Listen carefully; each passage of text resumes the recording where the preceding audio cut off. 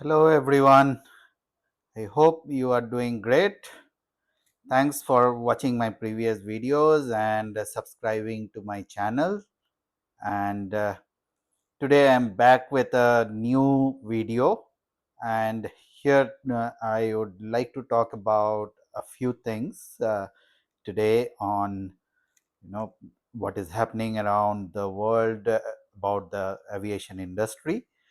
Especially this week has been um, since last weekend. This week has been quite tumultuous for the aviation industry in terms of several disruptions. Uh, so first to talk about was the software upgrade which was required for the Airbus A320 aircrafts for globally for the reason that there were some uh, vulnerabilities related uh, to the radiation. So due to excessive solar radiation, there was possibility of sudden uh, erase of or eraser of some of the data, critical flight data, which can cause the aircraft to or its flight management system uh, to behave very awkwardly. Uh, Due to that reason, the Airbus uh, requested all the airlines to get this update done as quickly as possible, and which caused quite a bit of disruption across the world, and especially in India. uh, Almost around 350 aircrafts were grounded periodically to get this updated, because predominantly in India the Airbus 320 platforms uh, are mostly being used for the domestic and short haul flights as the narrow body, and most of them got affected. So Indigo is having almost its entire operation standing on this A320 platform, apart from some of the wide body aircrafts which they use for the international and long haul flights, but mostly it's A320 family of aircraft. And then uh, Air India is also having quite a substantial number of A320. So because of that, all those aircrafts had to go through this upgrades, which required uh, at least about half an hour of downtime to get this uploaded, the software update to get uploaded on each of those aircrafts. So that got uh, quite a bit of disruptions. The other disruption that happened, which came recently, and airworthiness directive was published by Airbus for, again, A320 platforms, A320neo platforms specifically, and uh, the aircraft which were using the Pratt and Whitney GTF engines. So those are given up restrictions, especially during very cold weather and foggy, misty weather condition, where the visibility is lesser than 150 meters. So uh, this directive was raised because of the heavy icing condition that is being observed in those engines, which can severely degrade the performance of the engine and the aircraft, and can cause certain difficulties in the operations. So which is again you know a cause of concern, because now it is winter uh, time, and especially the aircrafts flown in the northern region of India. Obviously, it's not same as maybe in the northern Europe or in the Scandinavian region, but still the weather condition could be quite challenging in the northern India, and especially closer to the Himalayan region. So again, airlines have to roster the aircraft and plan their schedule accordingly, because some of the aircrafts might face some restrictions.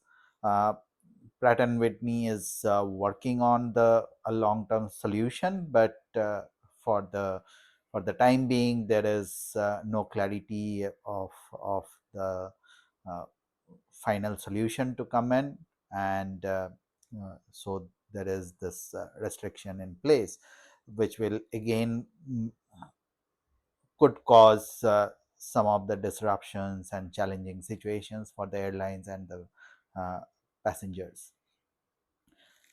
Apart from that, probably there have been a lot of news in last few days in India about Indigo uh, predominantly canceling a lot of flights. I think about 200, more than 200 flights were actually cancelled uh, on Wednesday, yesterday, and today. Again, quite a substantial number as of now. The numbers coming in, so quite a good number of flights are getting cancelled. Though the other airlines are also cancelling their flight schedules, but Indigo has been predominantly affected because it's the market leader with which is having well over 50% of the market share in India, and flies more than 2,000 flights a day. So obviously, about a 10% flight disruption is a big challenge for them as well as the passengers flying in those flights. So why this situation? So there could be multitude of reasons. There are uh, though the Indigo and the other airlines have come up with some of the apologies, and they blamed it on a multitude of operational reasons.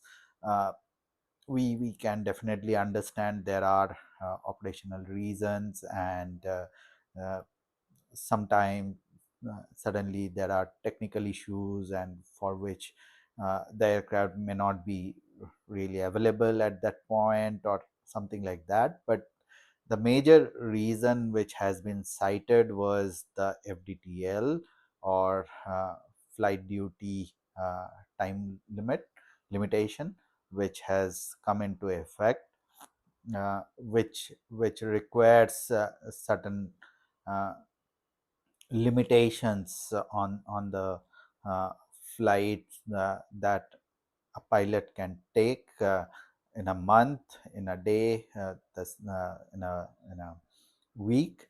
So there are like maximum of 35 hours of uh, flying, which is recommended in a year, or in a month. It should not cross 125 hours. In a year, it should not cross 1,000 hours, and in a time period of 24 hours, at least there should be 10 hours of crew resting time. So basically, kind of doubling the resting period for every flight hours. So this has been blamed for one of the reasons, but or one of the major reasons for all these disruptions. But I would like to highlight that uh, this rule came into effect from 1st of July, so it's not that it's suddenly came into effect from yesterday. So it has been uh, in force for uh, quite a few months now, and various airlines and the associations have been working on those, working around those rules, how to roster or deroster certain crew members. So what I would say that while this is definitely a challenging situation for the airlines, and not to uh, kind of point out to any particular airlines for uh, trying to adjust for those, and it's expected that if there are certain disruptions, it might take some time to get back to normalcy, right? Because it does not come back to normalcy all of a sudden. So it will definitely take a few days, if not weeks, maybe couple of days to kind of settle down. But definitely, once it is settled down, probably the airlines have to look for the bigger uh, malaise, and any other issues, or probably certain kind of buffer that they need to built into in their operations. And uh, because this kind of situation can happen, right?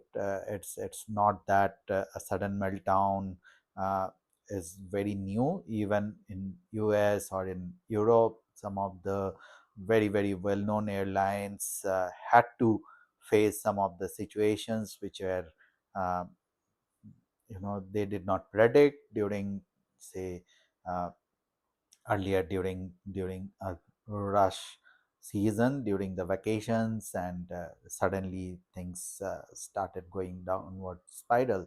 And so having said that, what I just wanted to highlight here, that not to blame any airlines or anybody, but definitely, as the industry, as the aviation industry, as stakeholders of this industry, uh, definitely what we need to work on is to plan accordingly, so that this kind of disruptions can be minimized, can be reduced, because it causes really difficult situation for the passengers who are paying for their flights to attend to some of the personal events, or some professional events. And if suddenly, if there are cancellations, or they are not able to